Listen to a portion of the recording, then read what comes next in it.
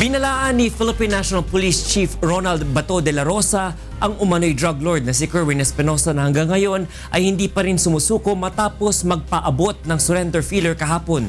Ito ang balita ni Lea Ilagan. Gusto ko nga hawakan ko yung ulo ng Kerwin yan at ganun ko sa kamera ninyo, sa lens sa kamera. Ito yung mukha ng gagong drug lord na ito. Sige, hampasin ninyo ng kamera. Nanggigigil na si PNP Chief Police Director General Ronald Bato de la Rosa sa umano'y drug lord ng Eastern Visayas na si Kerwin Espinosa matapos hindi na magparamdam sa kanya kasunod ng pagpapaabot ng surrender feeler kahapon. Kaya naman, ito ang inihayag ni General de la Rosa. Yung pamilya mo, iibig ko na sa White House. Kerwin, ayun lang umalis hanggat hindi ka raw dumating. So, kung hindi ka magdating ngayon, hindi ka pa mag-surrender, then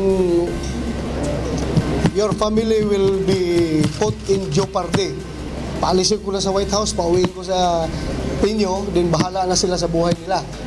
Payag naman ang abogado ni Mayor Espinosa sa gagawing pagpapauwi sa mag-anak sa Leyte. Ngunit hiniling na bigyan ang mga ito ng escort mula Camp Crame hanggang airport. Kini-question na rin ng public yung continued stay ng mga Espinosas doon. Okay naman, at least maganda naman yung monetary consideration na binigay niya ng PNP chief sa kanila.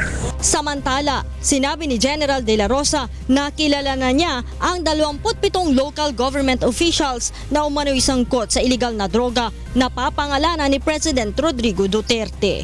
Shoot on sight, pag nakita sila na armed and dangerous at akmang lalaban. So, kailangan unahan mo. Huwag mo hintayin na barilin ka niya. Ngunit kung maayos na susuko ang mga ito, ay ididiretso ito ni General de la Rosa sa Criminal Investigation and Detection Group upang maimbestigahan. Lea Ilagan, UNTV News and Rescue, Camp Crame.